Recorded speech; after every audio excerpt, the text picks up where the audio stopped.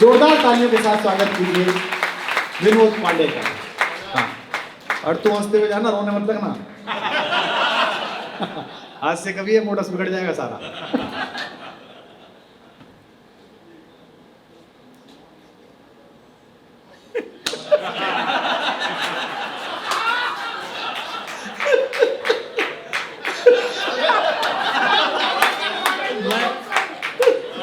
मैं केवल ये कह रहा हूं कि भाई तू चुप हो जा।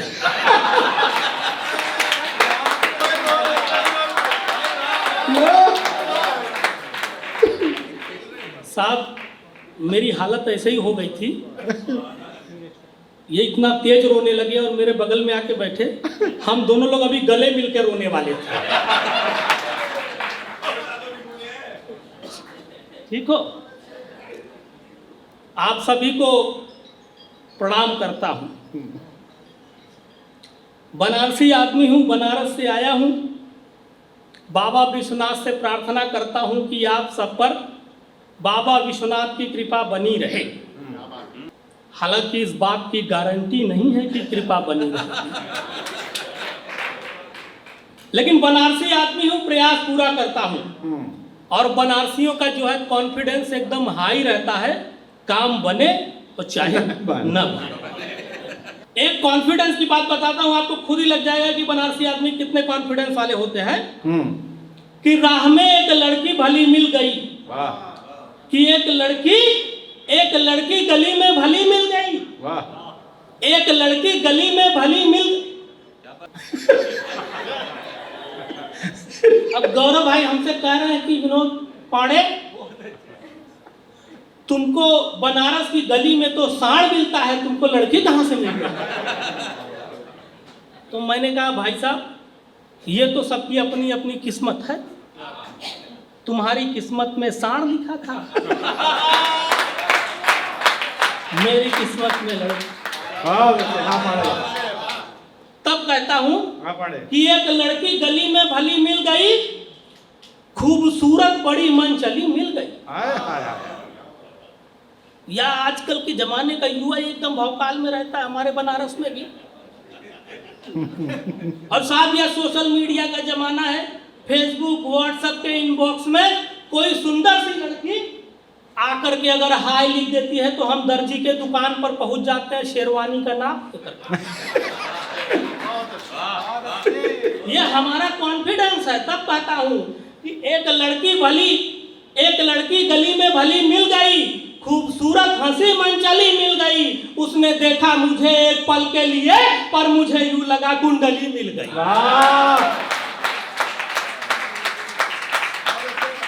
ये कॉन्फिडेंस है।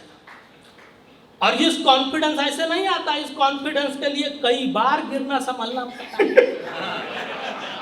गिरने पे बहुत जोर है। हाँ? और हम भी कई बार गिरे, लेकिन जरा भी आह ऊ नहीं की। तब कहता हूं कि हादसा यूं हुआ कि न जाए कहीं। मेरे साथ ऐसी घटनाएं घट जाती हैं। हम बनारसी आदमी हैं। अच्छा देखिए, मेरी कविता में ज्यादा ज्ञानवान वाली बात मत ढूंढिएगा। आप ये मत सोचिए कि बनारस से पंडित जी आ गए कुछ बढ़िया बढ़िया बात बताएंगे। देखो, अगर ज्ञानवान की बातें कुछ मिल जाएगी इसमें, तो समझ लीजिए कि ये आपका टैलेंट है।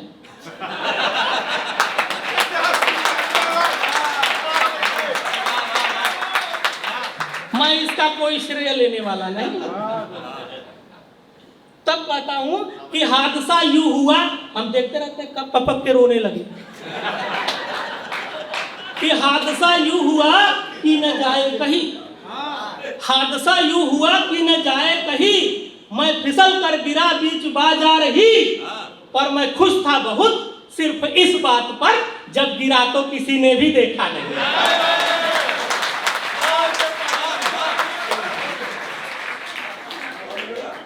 गुरु घर जाकर के घर पहुंचते ही हल्दी तेल मलवाए, लेकिन जब गिरे थे तो गिरते ही खड़े हो गए और आसपास देखे सब ठीक है।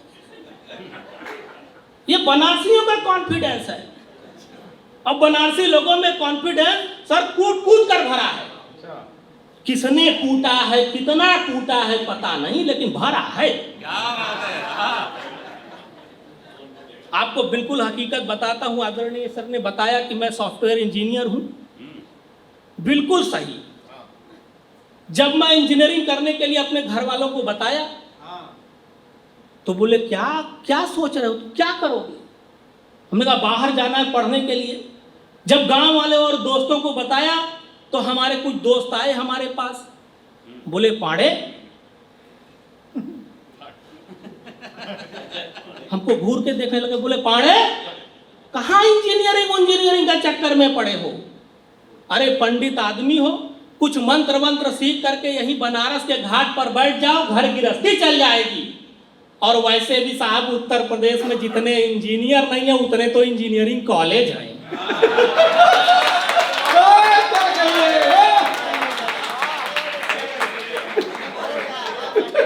एकदम सही बता रहा हूं। क्या जिस सेठ का लड़का आईआईटी नहीं निकाल पाता वही इंजीनियरिंग कॉलेज खोल लेता है।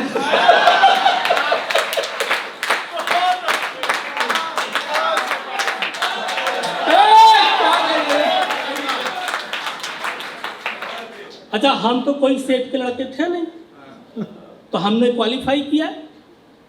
जब हम जाने के लिए तैयार हुए तो हमारे दोस्त जब पीछे पड़ गए तो हमने कहा कि यार चलो आजमाते हैं एक बार, कुछ तंत्र मंत्र सीख करके लग जाते हैं।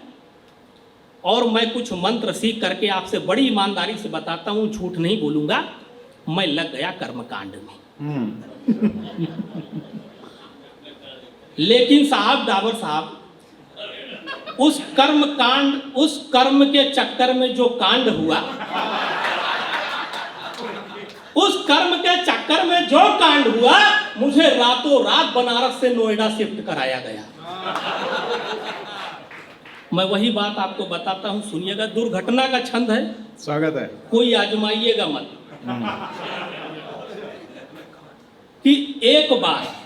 कि एक बार गांव में कराने हम ब्याह गए। अच्छा, एक बार गांव में कराने हम ब्याह गए, पूरे कार्यक्रम में ही 4 चांद जड़ गए। कि एक बार गांव में कराने हम ब्याह गए, पूरे कार्यक्रम में ही 4 चांद जड़ गए। संस्कृत में ही नहीं हिंदी अंग्रेजी में भी मंत्र पढ़ मंडपों में सबको रगड़ गए। मारा मारी धक्का मुक्की लाठी डंडे जूते चले, दूल्हा और दुल्हन को 10-20 पड़ गए, क्योंकि फेरे वाला मंत्र पढ़ना था और हम गलती से पिंडदान वाला मंत्र पढ़ा।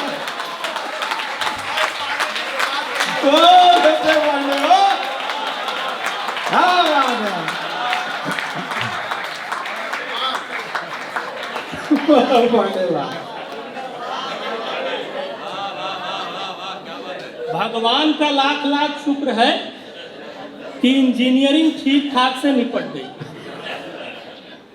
अरे केवल हमारी बात नहीं है, उत्तर प्रदेश का जो है हर आदमी बहुत उत्साही है, उत्साह से लबरेज है। उत्तर प्रदेश का पुलिस भी उत्साह से लबरेज है। भाई साहब, योगी आदित्यनाथ जी जब एंटी रोमियो अभियान लेकर के आए, मुझे नहीं पता कि उसमें कौन फंसा कौन नहीं, यहां भी 2-4 लोग बैठे हो तो माफ करें। लेकिन इस अभियान के चक्कर में, उत्तर प्रदेश के उत्साही पुलिस के चक्कर में मेरा एक दोस्त फंस गया। बड़ा सीधा साधा था लेकिन गलती से निपट गया। स्वागत है। अब वही मैं जोड़ता हूं आप। स्वागत है विनोद, देख रहे हो विनोद, क्या सुना जा रहा है तुमको? हाँ भैया देख रहे हैं।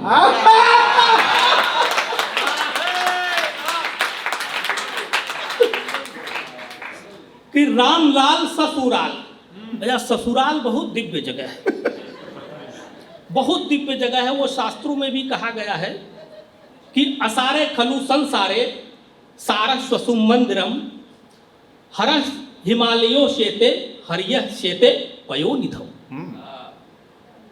अब हिंदी में भी बता।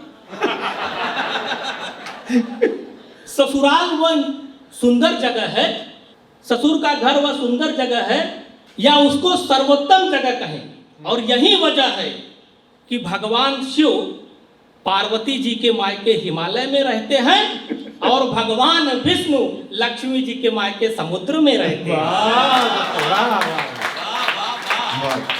और इतना शानदार जगह है, इतना खातिरदारी होती है कि भाई साहब छोटे मोटे कल्लू भी वहां जाके कालिका प्रसाद बन जाते हैं। ससुराल वो जगह है जहां सास ससुर साला बहुत ख्याल रखते हैं, और साली तो उस डॉक्टर की तरह है जो बिना चेकअप किए बता दे कि जीजा जी को कौन से टाइम पर कौन सी दवाई चाहिए। पहले जमाने के लोग थे ससुराल में जाते थे घबराते थे, शर्माते थे। आज का नौजवान ससुराल में जाते ही बोलना शुरू हो जाता है, और कोई नौजवान ससुराल में जाकर के न बोले चुप रहे तो समझ लीजिए कोई टेक्निकल प्रॉब्लम है। नहीं, हंसने की बात नहीं, प्रॉब्लम कैसे हो सकते हैं मैं बताता हूँ। एक नया नया दामाद ससुराल गया, मुंह फुलाकर बैठा था, तो सासू बोली लगता है कि ये खिसियाए हैं। सासू बोली लगता है कि ये खिसियाए हैं, कहे ससुर जी मुंह सूजा है थक कर आए हैं। वाह वाह। कि सासू बोली लगता है कि ये खिसियाए हैं, कहे ससुर जी मुंह सूजा है थक कर आए हैं। साली बोली जीजा काहे गाल फुलाए हैं, जीजा धीरे से बोले हम गुटखा खाए।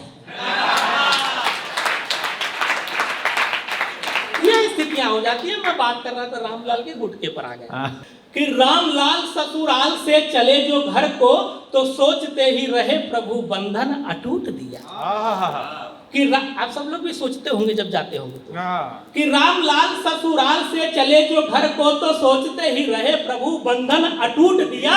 मान सम्मान मिला साला सरहद से भी, सास ने घड़ी दी और ससुर ने सूट दिया।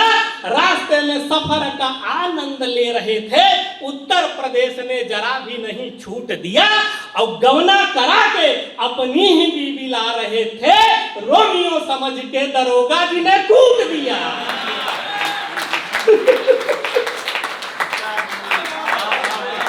ये हो जाता है। अरे वही दरोगा जी एक दिन मुझसे मिल गए, बोले पाड़े,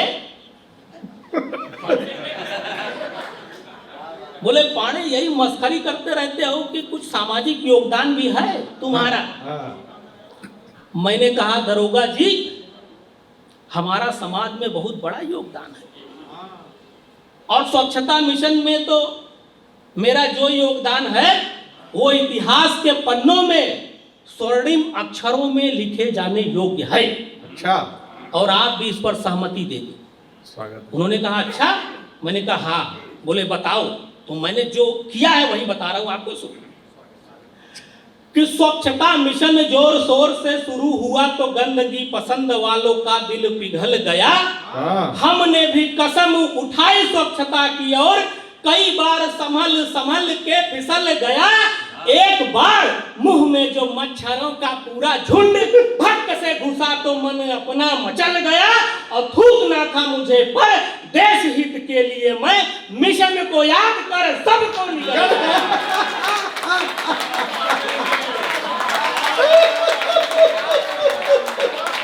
अरे वाह वाह वाह वाह वाह।